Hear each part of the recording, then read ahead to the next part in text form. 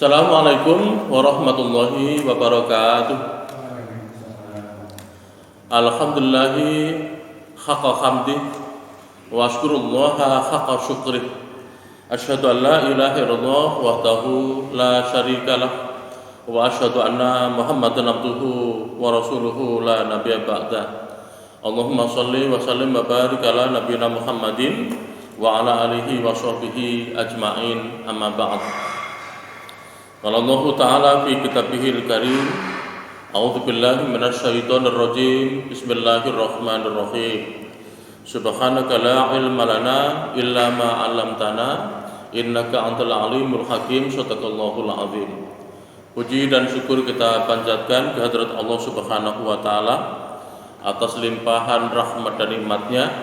Pada pagi hari ini kita berkumpul di rumah Allah yang berkah, suci dan mulia ini untuk melanjutkan kajian kita, situ pengajian setiap Sabtu pagi. Kita juga bersyukur kepada Allah Subhanahu wa taala bahwa kita masih diberi kesempatan untuk melanjutkan sisa hidup kita. Ya, kita tinggalkan tahun 2020 masuk tahun 2021.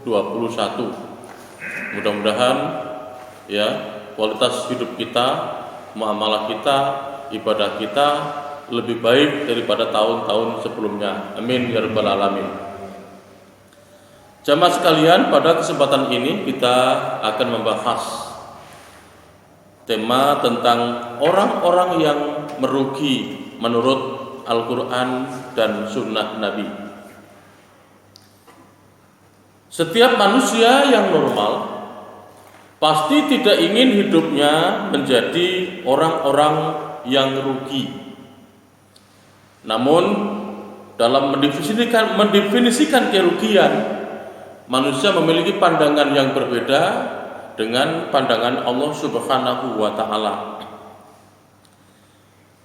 Pandangan manusia, orang yang rugi itu atau kerugian itu adalah suatu kondisi di mana seseorang tidak mendapatkan sesuatu sesuai dengan apa yang telah dikorbankan. Sebagai contoh, kaum pedagang di saat mereka menstok barang, harga-harga naik tinggi. Namun beberapa saat kemudian turun drastis dan tidak kembali lagi.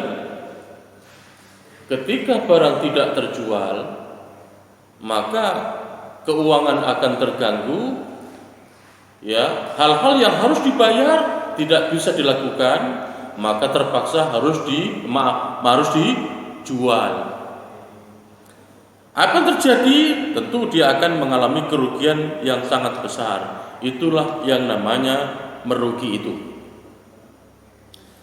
Dalam pandangan Nabi Shallallahu Alaihi Wasallam pernah diceritakan sebuah kisah direkam oleh Abu Hurairah radhiyallahu anhu, diriwayatkan oleh Imam Muslim, Imam Tirmidzi dan Imam Ahmad, di mana Nabi pernah bertanya kepada para sahabat, "Manil muflis?"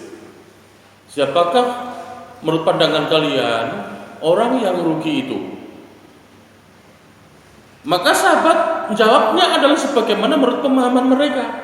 Al-muflisu fina man la dirham lahu wala mata. Wahai Rasulullah, orang yang rugi di antara kita itu orang yang tidak punya uang dan tidak punya harta. Lalu Nabi jelaskan, bukan seperti itu. Orang yang rugi itu, ya, lalu kemudian Rasulullah menjelaskan panjang lebar.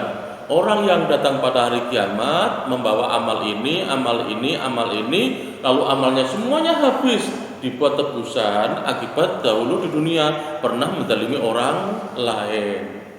Itu dalam pandangan Rasulullah Shallallahu Alaihi Wasallam. Dari hadis di atas jelaslah bahwa hakikat rugi menurut pandangan manusia berbeda dengan pandangan Allah dan Rasulnya. Hakikat rugi dalam pandangan manusia bertumpu pada kerugian materi, sementara kerugian dalam pandangan Allah dan Rasulnya bertumpu pada kerugian, penyesalan, 'adab' dan 'azab besok di hari kiamat. Dari hadis di atas jelaslah bahwa hakikat rugi menurut pandangan manusia berbeda dengan pandangan Allah dan Rasulnya. Hakikat rugi dalam pandangan manusia bertumpu pada kerugian materi, sementara kerugian dalam pandangan Allah dan Rasulnya bertumpu pada kerugian, penyesalan dan 'azab besok di hari kiamat. Bapak Ibu rahimakumullah, lantas siapakah orang-orang yang rugi itu? Ya, yang pertama orang-orang yang merugi menurut pandangan Al-Qur'an. Siapakah mereka itu? Yang pertama orang yang memeluk agama selain Islam. Pasti merugi. Sebagian kaum sekuler dan pecinta perdamaian, mereka pernah mempermasalahkan eksistensi agama, termasuk agama Islam. Mereka mengatakan bahwa agama yang semestinya menjadi sarana mencari ketenangan, keselamatan, dan kedamaian hidup justru menjadi sumber masalah.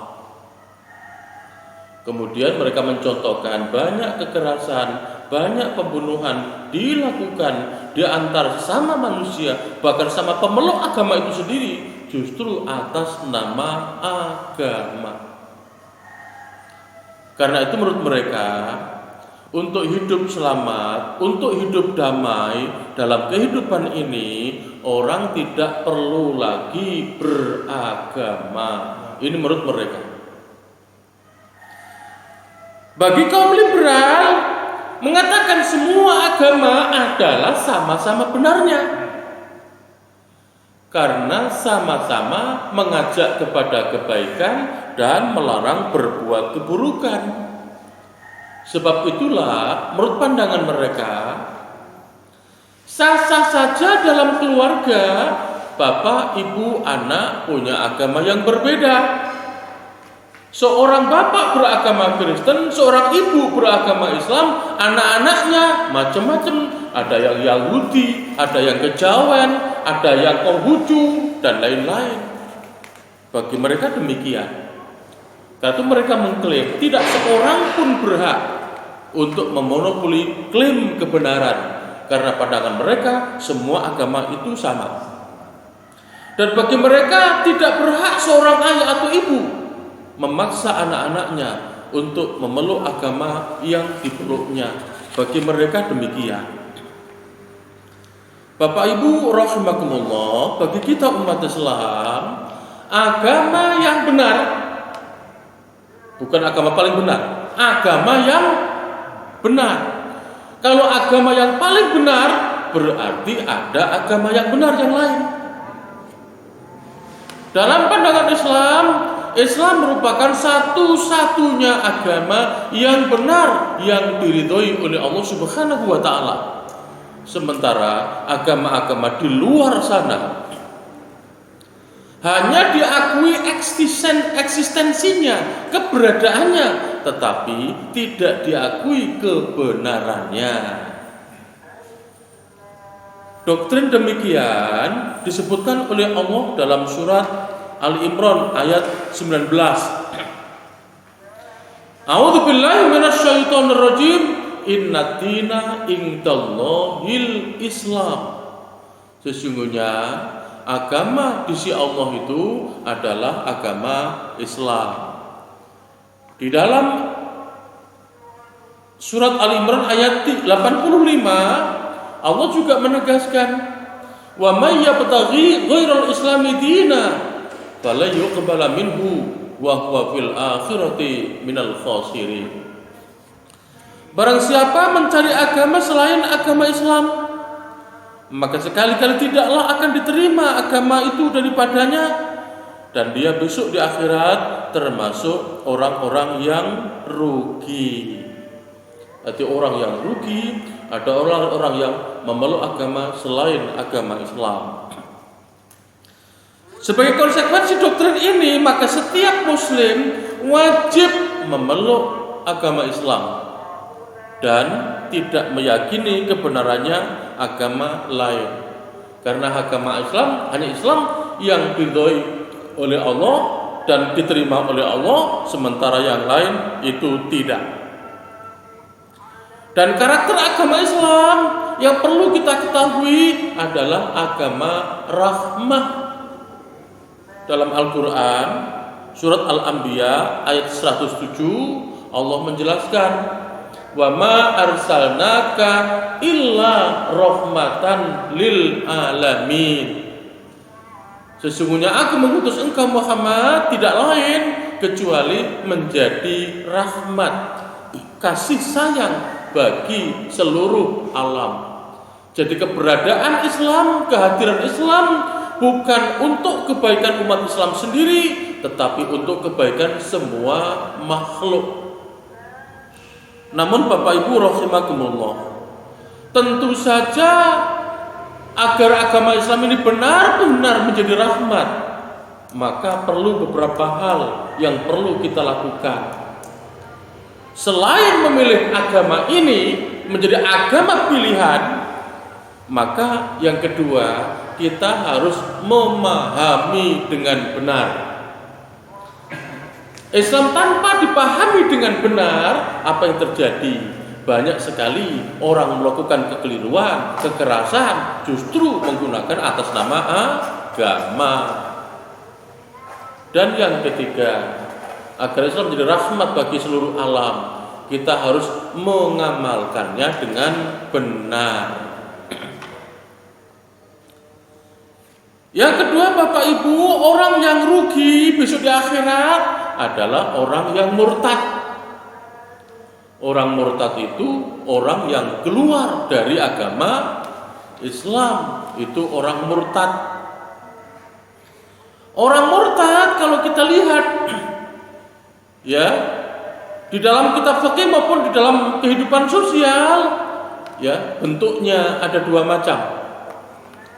Bentuk yang pertama mengaku secara terang-terangan bahwa dia meninggalkan agama Islam dan berpindah kepada agama lain.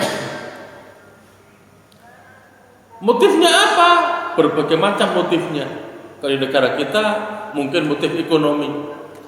Ya, banyak teman-teman kita di daerah-daerah pegunungan, tepi-tepi hutan sana, ya, hanya sarimi, hanya sembako, mereka rela meninggalkan agamanya dan mengikuti agama pemberi sembako. Lah kalau di dunia para artis banyak sekali artis yang pindah agama karena pacarnya atau calon suaminya memiliki agama yang bukan agama Islam dan lain sebagainya. Format yang kedua disebut orang murtad itu seseorang yang masih mengakui agama Islam, tetapi hukumnya sudah murtad dari agama Islam karena ucapan dan perbuatannya yang membuat dia murtad dari agama Islam. Syekh Said Sabiq dalam Fiqh Sunnah jilid 2 halaman 454 menyebutkan, ya, ada banyak perilaku manusia yang menyebabkan dia menjadi murtad atau keluar dari agama Islam. Yang pertama, menolak hal yang sudah merupakan kebenaran mutlak dalam agama ini. Ya, seperti menolak keesaan Allah, tidak mengakui Allah sebagai pencipta alam semesta, menolak adanya malaikat, tidak mengakui kerasulan Nabi Muhammad, tidak mengakui Al-Quran sebagai wahyu, dan lain-lain. Jadi hal-hal yang sudah aksiomatis dalam agama Islam, diyakini kebenarannya, itu tidak diakui. Lah, orang yang melakukan seperti ini, maka hukumnya adalah murtad. Yang kedua, menghalalkan apa yang diharamkan oleh Allah, atau sebaliknya, ya, mengharamkan apa yang dihalalkan oleh Allah. Mengatakan babi itu halal, ya, karena babi itu mengandung cacing pita. Kalau direbus dengan panas sekian derajat maka cacing akan mati, sehingga haram asal haram menjadi halal dan lain sebagainya. Jadi mengharamkan yang halal, menghalalkan yang haram dalam pandangan Islam itu mengakibatkan seseorang menjadi murtad. Ya. Kemudian menghina dan mencela Nabi, murtad. Ya, betapa kita melihat video ada dari ustadz dari kelompok sebelah itu, ya, merendahkan junjungan kita Nabi Muhammad SAW ya dengan bahasa-bahasa yang sangat merendahkan, di mana Nabi dikatakan hyper sex. Nabi digambarkan ya dulu waktu masih kecil rembes ingusen, jarang mandi ya dan lain-lain. Naudzubillah min dzalik. Jadi sebetulnya apa yang dia maksud itu adalah merendahkan Rasulullah SAW. Barang siapa yang merendahkan Rasulullah, maka perbuat ucapannya itu sudah membuat dia menjadi orang yang murtad. Kemudian berikutnya menghina dan mencela agama, menghina sunnah Nabi. Sama, itu mengakibatkan pelakunya menjadi orang yang murtad. Berikutnya mengakui menerima wahyu dari Allah. Ini arti Nabi baru. Ya sudah sering muncul Nabi baru. Mirza Ghulam Ahmad muncul lagi. Kemudian yang terakhir adalah siapa dulu? Ahmad Musaddiq. Nabi nanti muncul lagi. Berikutnya melontarkan Al-Quran dan kitab Nabi ke dalam tong sampah. Maksudnya penghinaan. Kalau menghina Al-Quran, menghina sunnah Nabi, tidak hanya masukkan ke tong sampah, bahkan mungkin merobek-robek, menginjak-injak dan lain-lain. Itu bentuk penghinaan kepada Al-Quran dan sunnah Nabi. Dan yang terakhir melecehkan nama ya dan perintah serta larangan Allah Subhanahu wa taala. Jadi asma-asma Allah dibuat cengengesan, perintah dan larangan Allah dibuat penghinaan dan lain-lain. Seseorang yang telah kafir setelah beriman, jadi menjadi orang yang murtad, selain dia akan dikenai hukuman di dunia, ya, apa itu? Maka hukumnya harus dibunuh, diputuskan pengadilan dibunuh. Besok di akhirat, dalam pandangan Allah, mereka termasuk orang-orang yang merugi. Allah mengatakan dalam Al-Quran surat Al-Maidah ayat yang kelima. Wa may yakfur bil iman faqad khabita 'amaluhu wa huwa fil akhirati minal khasirin. Barang siapa yang kafir sudah beriman, yang tidak menerima hukum-hukum Islam, maka hapuslah amalannya dan dia di hari kiamat termasuk orang-orang yang merugi. Istilah dihapus amalnya itu adalah orang yang murtad. Karena orang murtad dihapus amalannya. Yang ketiga, orang yang rugi besok di akhirat dalam pandangan Al-Quran, yaitu orang yang kafir terhadap kerasulan Rasulullah Shallallahu Alaihi Wasallam. Secara etimologi, kufur itu berarti menutupi itu kufur dan merahasiakannya. Secara terminologi syariah, kufur berarti mengingkari Allah, mengingkari ketauhidannya, mengingkari nikmat-nikmatnya, atau mengingkari sifat dan asmanya, dan mengingkari utusan-utusannya. Ya, itu namanya kufur. Siapa yang berbuat ya demikian, maka dia termasuk orang-orang yang kufur. Bukti-bukti kerasulan Rasulullah Shallallahu Alaihi Wasallam telah dijelaskan di dalam banyak ayat Al-Quran dan juga Sunnah Nabi. Bahkan Nabi Shallallahu Alaihi Wasallam telah dikenal oleh ahlul kitab, ya Yahudi, Nasrani, para pastor, para rahib jauh sebelum beliau dilahirkan di alam dunia ini. Mengapa demikian? Ya, karena kedatangan mereka, ya, akan kemunculan mereka telah disebutkan di dalam kitab-kitab mereka. Bahkan ciri-ciri Nabi yang akan datang itu disebutkan secara detail di dalam kitab-kitab mereka. Hal demikian, ya, telah dijelaskan oleh Allah di dalam surat Al-A'raf ayat 157. Yaitu orang-orang yang mengikuti Rasul, Nabi yang ummi, yang namanya mereka dapati tertulis dalam Taurat dan Injil, yang namanya mereka dapati tertulis dalam Taurat dan Injil, yang ada pada sisi mereka, yang menyuruh mereka mengerjakan yang ma'ruf, dan melarang mereka dari mengerjakan yang mungkar, dan menghalalkan mereka segala yang baik, dan mengharamkan bagi mereka segala yang buruk, dan membuang dari mereka beban-beban dan belenggu-belenggu yang ada pada mereka. Maka orang-orang yang beriman kepadanya, memuliakannya, menolongnya, dan mengikuti cahaya yang terang yang diturunkan kepadanya, yaitu Al-Quran, mereka itulah orang-orang yang beruntung. Nah, jadi yang tidak mengikuti mereka, yang tidak percaya mereka, berarti mereka orang-orang yang rugi. Karena itu, barang siapa yang mengingkari kerasulan Nabi Muhammad SAW setelah kebenaran itu datang kepada mereka, maka mereka itulah orang-orang yang merugi. Seperti Allah sebutkan di dalam surat Al-Baqarah ayat 121. Orang-orang yang telah kami berikan Alkitab kepadanya, mereka membacanya dengan bacaan yang sebenarnya. Mereka itu beriman kepadanya, dan barang siapa yang ingkar kepadanya, maka mereka itulah orang-orang yang rugi.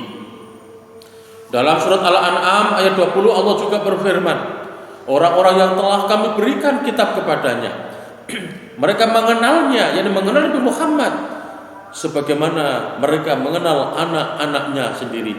Orang-orang yang merugikan dirinya sendiri, mereka itu adalah orang-orang yang tidak beriman kepadanya. Yang keempat, Bapak Ibu, orang yang rugi dalam pandangan Al-Quran itu orang yang menjadikan setan sebagai pemimpin. Aku nggak pernah milih setan. Bukan, setan nggak kelihatan. Tetapi semua ajakan keburukan yang setan tiupkan ke dalam nafsu kita ini, semua itu kita ikuti. Dengan demikian, maka jadilah kita menjadi pengikut setan. Setelah terdepak dari surga, tempat tinggal penuh kemuliaan, akibat pembangkangannya dari perintah Allah untuk sujud hormat kepada Adam, maka iblis pun minta konsesi. Apa itu? Agar diberi tangguh untuk tetap hidup sampai hari kiamat. Dan ternyata Allah pun mengabulkan permohonan iblis tersebut, sebagaimana Allah sebutkan dalam Al-Quran surat Al-Hijr ayat 36 sampai 37. Iblis berkata, ya Tuhanku, kalau begitu maka beri tangguhlah kepadaku sampai hari manusia dibangkitkan. Allah berfirman, kalau begitu maka sungguhnya kamu termasuk orang-orang yang diberi tangguh. Jadi ayat ini menunjukkan kepada kita, iblis itu umurnya panjang sampai hari kiamat. Manusia akan mati, tapi iblis tidak akan mati kecuali hari kiamat. Permintaan iblis akan diberi tangguh untuk hidup sampai hari kiamat, ternyata sekaligus mengungkap maksud jahat iblis. Apa itu? Ingin menggoda manusia agar mereka bisa sama-sama hidup berteman di dalam api neraka. Karena itulah Allah perintahkan kepada kita, Allah pesankan kepada kita, jangan kita sekali-kali memberikan kesempatan iblis masuk ke dalam diri kita. Allah larang kita untuk mengikuti langkah-langkah iblis. Allah katakan, ya ayyuhalladzina amanu udkhulu fis-silmi kafah. Wahai orang-orang beriman, masuklah kalian ke dalam agama Islam secara menyeluruh. Islam kita bukan hanya pengakuan. Islam kita itu adalah akidah, ibadah, amaliyah, ya, dan lain sebagainya, termasuk juga akhlak. Wala tattabi'u khutuwatis syaitan, dan janganlah kalian mengikuti langkah-langkah setan. Innahu lakum aduwwum mubin. Sesungguhnya setan itu musuh yang nyata bagimu. Di akhir ayat ini Allah tegaskan, innahu lakum aduwwum mubin. sesungguhnya setan itu musuh yang nyata bagimu. Karena itu musuh itu jangan jadikan teman, tapi musuh itu tetap kita jadikan sebagai musuh. Dalam surat Fatir ayat 6 Allah mengatakan, sesungguhnya setan itu adalah musuh bagimu, maka anggaplah ia musuhmu. Karena sungguhnya setan-setan itu hanya mengajak golongannya supaya mereka menjadi penghuni neraka yang menyala-nyala. Bapak Ibu rahimakumullah, barang siapa yang mengikuti ajakan dan godaan setan yang menyesatkan, apalagi menjadikan mereka sebagai pemimpin, maka mereka itu besok di akhirat termasuk orang-orang yang merugi. Allah mengatakan, wa may yattakhidhus syaitana waliyyan min dunillahi faqad khasira khusranan mubina. Barang siapa yang menjadikan setan jadi pelindung selain Allah, maka sesungguhnya ia menderita kerugian yang nyata. Yang kelima, Bapak Ibu, orang yang rugi dalam pandangan Al-Quran itu orang yang memutus hubungan tali silaturahim. Istilah silaturahim terdiri dari dua kata. Ada kata silah, ada kata rohim. Silah maknanya menyambung. Rahim maknanya rahim perempuan. Silaturahim maknanya adalah kita menyambung hubungan dengan orang-orang yang sedarah. Bapak Ibu rahimakumullah, perlu kita ketahui dalam Islam itu. Dalam Islam itu ada istilah qarabah, kerabat. Qarabah itu terdiri dari dua bentuk keluarga. Ada keluarga inti, ada keluarga besar atau keluarga non inti. Keluarga inti terdiri dari ayah, ibu, anak, cucu, kakek, nenek. Itu keluarga inti. Keluarga inti itu keluarga yang setiap hari hidup dalam satu rumah dengan kita. Di samping keluarga inti ada keluarga non inti atau keluarga besar.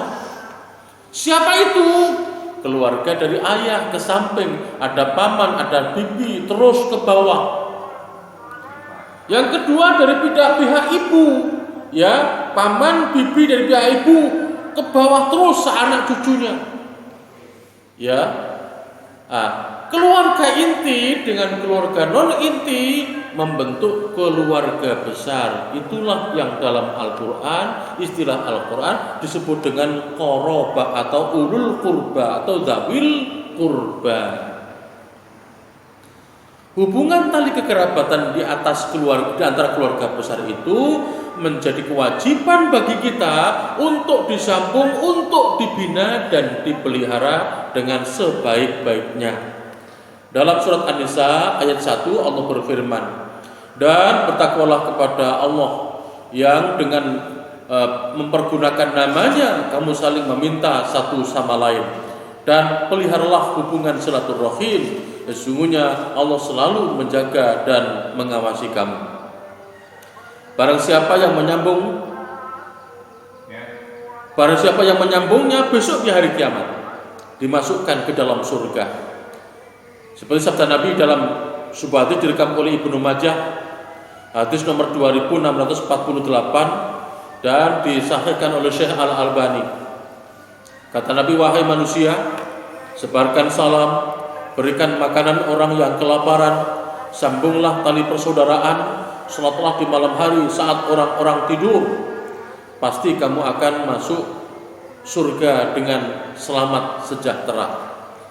Sebaliknya, orang-orang yang memutus hubungan tali silaturahim besok di akhirat dalam pandangan Al-Quran, mereka termasuk orang-orang yang merugi, yaitu orang-orang yang melanggar perjanjian Allah sesudah perjanjian itu teguh dan memutuskan apa yang diperintahkan Allah kepada mereka untuk menghubungkannya dan membuat kerusakan di muka bumi. Mereka itulah orang-orang yang merugi. Yang keenam, Bapak Ibu, orang yang rugi dalam pandangan Al-Quran yaitu orang yang timbangan amal buruknya lebih berat daripada timbangan amal kebaikannya. Sudah kami jelaskan pada waktu sebelumnya, konsep hidup di dalam akhirat, konsep hidup di akhirat itu berbeda dengan kehidupan di dunia. Di dunia ladang untuk beramal. Di akhirat saat-saat untuk menuai. Di dunia kita menanam kebaikan, besok di akhirat kita akan menuai kebaikan. Di dunia kita menanam dosa dan kemaksiatan, besok di akhirat kita pun akan menuai balasannya. Sungguh beruntung besok di akhirat orang yang dihadapkan Allah di pengadilan ilahi, di mana semua manusia dihadirkan, semua amal ibadah kita dihitung, dihisab dan ditimbang. Di saat itu seseorang lebih berat amal baiknya daripada amal buruknya, tapi celakalah, rugilah orang ini pada saat itu yang amal buruknya lebih berat daripada amal kebaikannya. Allah berfirman dalam surat Al-A'raf ayat 9, "Wa man khaffat mawazinuhu fa ulaika alladziina khasiru anfusahum bima kanu bi ayatina yadzlimun." Dan siapa yang ringan timbangannya, timbangan kebaikannya, maka itulah orang-orang yang merugikan dirinya sendiri, disebabkan mereka selalu mengingkari ayat-ayat kami.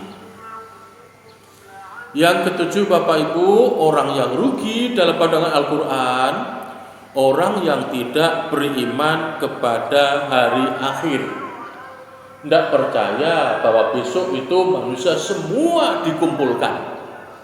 Ketika manusia dikumpulkan oleh Allah di padang mahsyar, nggak ada bangunan, nggak ada pohon. Di sisi yang lain matahari didekatkan oleh Allah. Mahsyar adalah dataran yang sangat luas, tempat berkumpulnya semua manusia, sejak manusia pertama hingga manusia terakhir. Setelah mereka dibangkitkan dari alam kuburnya, mereka akan dibangkitkan dalam keadaan telanjang, sebagaimana ketika lahir ke dunia ini. Ada besok ketika kita dibangkitkan oleh Allah, semua telanjang, tidak berpakaian, dan persis sebagaimana kita lahir, belum bersunat. Nabi mengatakan dalam sebuah hadis direkam oleh Imam Bukhari, "Yusyarun nasu yaumal qiyamati kama waladathum ummatuhum hufatan uratan hurlan." Manusia pada hari kiamat akan dikumpulkan dalam keadaan telanjang kaki, telanjang badan, dan tidak berkhitan. Jadi semua besok itu burungnya berkatup semua. Persis bagaimana keadaan ketika baru lahir. Di tempat itulah semua manusia akan dikumpulkan sampai waktu yang dikehendaki oleh Allah. Belum ada satu hadis pun yang menjelaskan di akhirat besok kita dikumpulkan oleh Allah di padang mahsyar sampai berapa puluh tahun. Hanya Allah yang tahu. Yaitu diturunkannya syafaat kepada Nabi Muhammad. Karena orang sudah pada menderita, akhirnya mereka berusaha mencari pertolongan. Mula-mula datang kepada Nabi Adam tak mampu, suruh cari Nabi yang lain, sampai terakhir Nabi Muhammad SAW. Nabi Muhammad berdoa, memohon kepada Allah untuk segera diadakan penghakiman. Akhirnya Allah kabulkan dengan pemberian syafaat.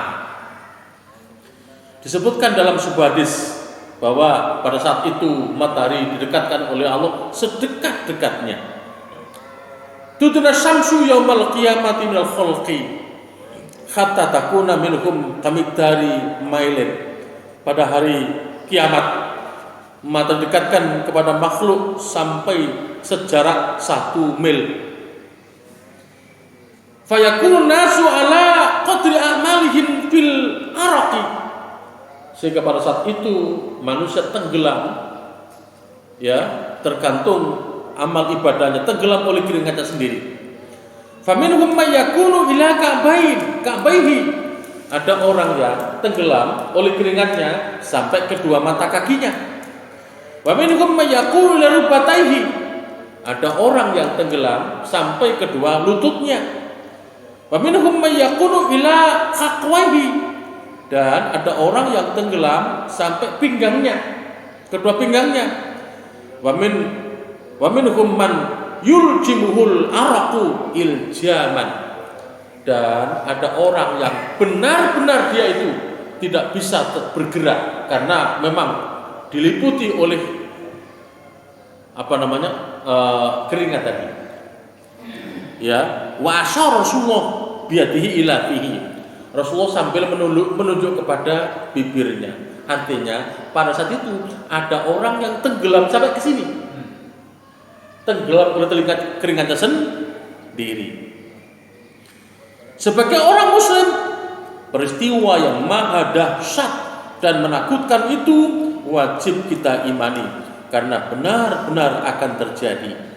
Barang siapa yang mengingkarinya, maka besok di hari kiamat dia termasuk orang-orang yang merugi. Allah firmankan dalam Al-Quran, katakanlah, kepunyaan siapakah yang ada di langit dan di bumi? Katakanlah, kepunyaan Allah. Dia telah menetapkan atas dirinya kasih sayang. Dia sungguh akan menghimpun kamu pada hari kiamat yang tidak ada keraguan padanya. Orang-orang yang meragukan dirinya, mereka itu tidak beriman.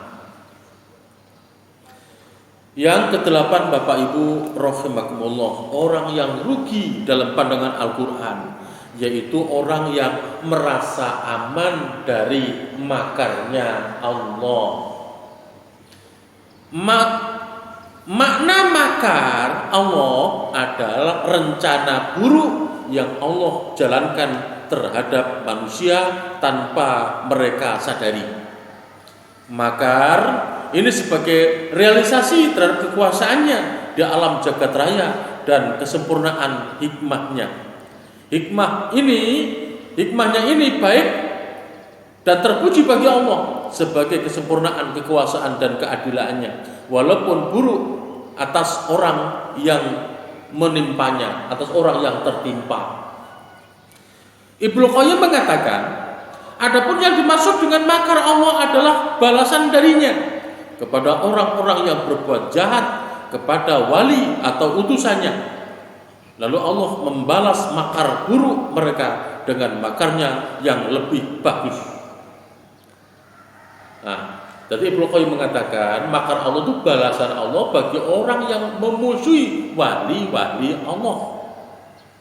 Ya, siapa wali-wali Allah? Yaitu orang-orang yang dekat dengan Allah, orang-orang yang membela agama Allah, itu wali-wali Allah. Dan termasuk utusan-utusan Allah.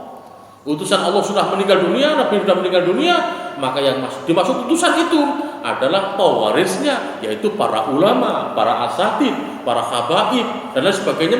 Mereka yang hidup dalam kebenaran, gigih mendakwakan dan membela kebenaran, itulah wali-wali Allah. Nah, siapa yang memusuhi mereka, maka Allah akan membalas permusuhan mereka. Di antara ciri-ciri orang yang merasa aman dari makar Allah itu, ya, yang pertama, orang yang merasa tenang-tenang saja dalam menjalani hidup ini dan tidak takut terhadap hukuman Allah. Bila mereka ingin meninggalkan perintah-perintah agama, yuk ditinggalkan saja. Apabila mereka ingin berbuat dosa dan kemaksiatan, ya dilaksanakan saja. Mereka tidak takut hukuman Allah. Ini yang pertama. Jadi orang yang merasa aman ketika berbuat dosa dan kemaksiatan, baik itu tidak melaksanakan perintah Allah maupun mereka yang melanggar larangan Allah, merasa aman. Mau minum, mau zina, mau maling, mau korupsi, aman, silahkan saja. Nah ini, mau nggak sholat, mau nggak zakat, mau nggak puasa, nggak usah ngaji, yo enak-enak saja. Buktinya juga saya juga nggak apa-apa, kata mereka. Ini ciri orang yang merasa aman dari makar Allah. Ciri yang kedua, tertipu. Merasa diri sudah banyak beribadah dan beramal solid, sehingga merasa yakin bahwa dirinya pasti masuk surga dan selamat dari azab neraka. Hal inilah yang mengakibatkan semangat untuk beribadah dan beramal solid mengalami penurunan. Nah itu Bapak Ibu, inilah perasaan yang menipu kita. Jadi kita sudah merasa banyak beribadah, beramal solid, kan sudah banyak, mau sedekah, kan sudah pernah nyumbang itu ke masjid, masa nyumbang lagi, dan lain sebagainya.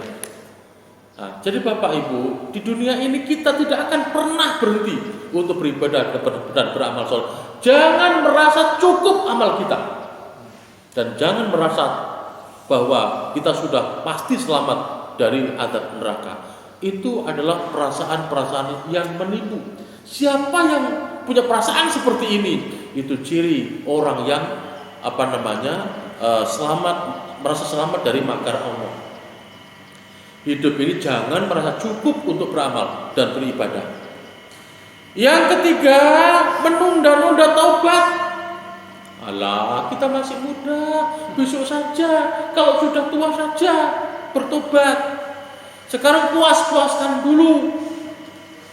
Nah ini, padahal tak seorang pun tahu ya kapan kita akan mati. Karena waktu kematian, tempat kematian itu hanya Allah yang Maha tahu. Nah ini. Nah, kemudian yang keempat, bermental seperti korun. Nah ini, ciri yang keempat, orang yang merasa aman dari makar Allah itu bermental seperti korun. Di saat miskin dia dekat dengan Allah Subhanahu wa taala. Senantiasa beribadah, berzikir, berdoa, menjadi komunikasi yang khusyuk intens dengan Allah Subhanahu wa taala. Namun tatkala doanya agar dilepaskan dari kemiskinan dikabulkan oleh Allah, apa yang terjadi? Pelan-pelan berubah, ketaatan menjadi hilang, berubah menjadi kedurhakaan, kesalehan berubah menjadi keburukan. Ini dia lupa bahwa kenikmatan itu ya bukan berarti bahwa dia sedang disayang Allah. Kalau orang dapatkan kenikmatan, jangan merasa bahwa kita sedang disayang Allah. Bisa jadi kenikmatan yang Allah berikan kepada kita itu adalah ujian. Nah, istilahnya dijojong kalau bahasa Jawa, dijojong. Kekayaan semakin tambah banyak, semakin membuat dia jauh dari Allah. Ini, seseorang yang merasa aman dari makar Allah besok di hari kiamat termasuk orang-orang yang rugi. Allah sebutkan dalam Al-Quran surat Al-A'raf ayat 99. Afa amilu makrallah fala ya'manu makrallahi illal qaumul khasirun. Maka apakah mereka merasa aman dari azab Allah yang tidak terduga-duga? Tiada yang merasa aman dari azab Allah kecuali orang-orang yang rugi. Itulah diantaranya orang-orang yang merasa orang-orang yang merugi besok di akhirat dalam pandangan Al-Quran. Ini edisi yang pertama. Insya Allah kita akan lanjutkan pada edisi berikutnya. Dari sini Bapak Ibu mungkin ada yang perlu kita perjelas, kami persilakan.